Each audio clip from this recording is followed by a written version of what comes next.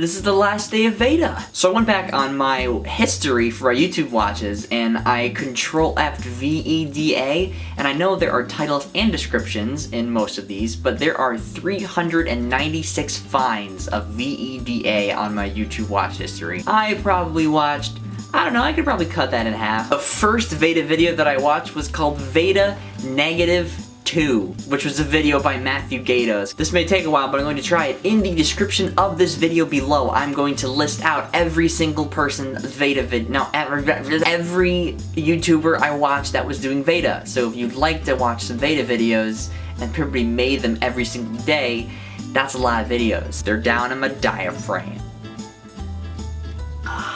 Like the question, what have I learned? What I'm actually going to tell you is what I have unlearned by doing VEDA and creating videos. It's a nice little twist approach to it. I've unlearned not to be creative. I've had quite the idea jump and quite the collaborative endeavor from doing all of this. One of the benefits of contributing to things at such a large scale with a lot of people is it gives you a lot of ideas and you really collaborate and you grow.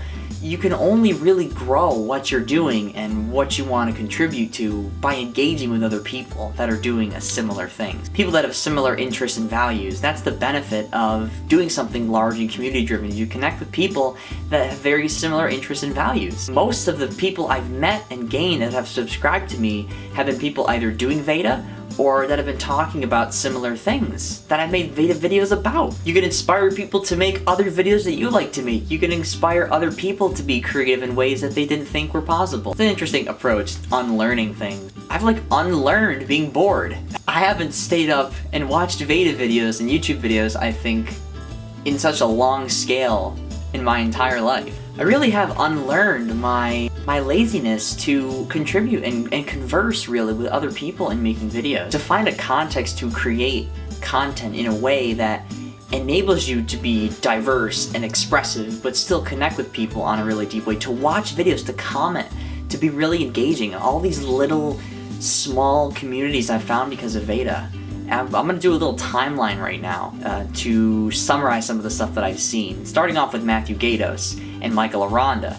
Even though he's 20 days behind in terms of his vlogging, his vlogs are really, really great. He broke out the cinematic camera. So hold on, here we go. For the next year and season of One-Time Stories, which is amazing. The Geeky Social Issues community tag from Paul Roth's community, that's another thing. I watched more of It's Radish Time, and I found all of Paul's friends from the YouTuberversary livestream that we did, including Nice One Francie, Melly the Nerd, Rowan Ellis. I watched some Brie May talk about books and a lot of different things to do with reading. Some Garrett Robinson talk about writing, short films, if that's the right term. Sarah from Probably Sarah I found early, she just hit 100 subscribers. Amber from Amber and stuff. Haley from Haley Like the Wolf. Ava Gordy made a video early on, like VEDA 1 about expectations. Blake Reiner. Emma Reed. We all listened to the Batman song argument by the Gregory brothers. Saw videos on autism awareness and found Leela Rose 89. I found the channel That Home Alone Project. Paul watched his dog Drew. And then I found Snark Squad and did some of their tags like Resurrection Stories, the 5 characters you want at your dinner party. I continued to be obsessed with writing journals. I found Ickle Nelly Rose from Paul's live stream, his YouTuberversary, Ellen Rose. And a bunch of people made videos that were completely unedited. A nice little P4A perk released, Dynamite Katie, inspired by Nathan Talbot, making puns through the entire month of April. I found a booktuber that just started named Liz McGuire. I found Emily Jean, Why Mermaid's New Year's resolution video, which had the Book of Awesome idea, very similar to mine, which is really, really cool. And I discovered the whole 2,000 plus Goodreads group called Top 5 Wednesdays. Like, what? I found Manic Mads, I found Christy Lou, and MattPalka dressed up in a green screen costume. Cute Witch 772, I found her videos. The Second Ricky, his second channel where he was doing VEDA as well. And Hank Green made a video on Hank's channel for VEDA. I think he made one. You're busy, Hank. Through MattPalka, I found Nick, the Lonely Director. I found Nicole Sweeney. I found a lot of people in the Snark Squad from from those tags. And then I found Rachel, Wingshoe7, and even Claire Grossvenner from Michael Arata's videos. She started VEDA as well. So you can see how much you learn when you actually commit to a channel and then just kind of hop from person to person on YouTube. There's so much content, seriously. You can't watch it all.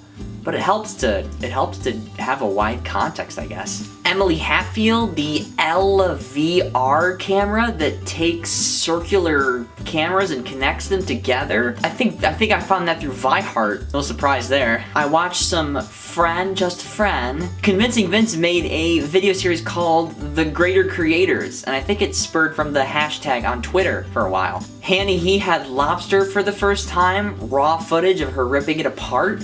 Emily Eaton's videos, I watched some of hers, Doddle Vloggle, and a Kickstarter for a homemade beehive for bees that produces honey through like tap, raised $11 million on Kickstarter or whatever it was, or Indiegogo.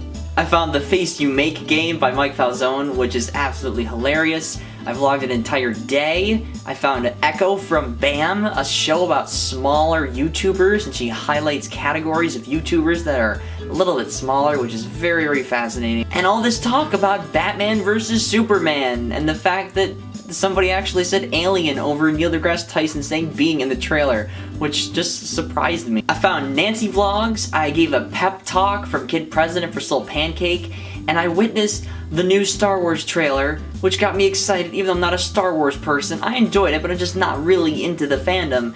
And Apprentice A did a lot of Star Wars stuff, which was cool. I found Katie Salmers, the Mother Pheasant Plucker music video came out for from Hank Green and the Tour of Awesome. Milk and Cereal resurfaced from an It's Radish Time vlog, which I vaguely remember.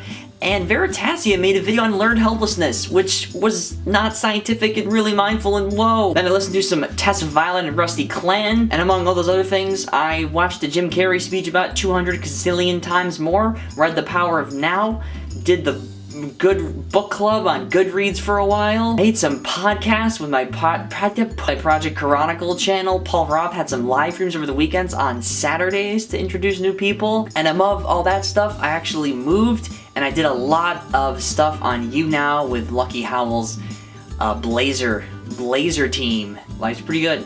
That's VEDA. I might go back to making a video a week or a video Mondays and Fridays. I don't know. We'll see about that. Thank you for watching if you have. What people did you watch for VEDA? Let me know down in my diaphragm. Explain that. Feel free to explore all of these people that I've listed in the description. It's probably going to take me an hour just to put them in the description. Keep being. I might just make that my phrase now. Instead of being a self, instead of being a thing, just be. Just express awesome. DFTBA. And don't forget to unlearn those bad things or those hurtful things that you've learned. It's fun to know the truth and know why things are as they are, and the joy in that, the joy in enjoying life and not taking yourself too seriously. There's freedom in curiosity. For the last time, for VEDA, day 30, I vlogged every day in April. Buddy, Polka. Polka dot.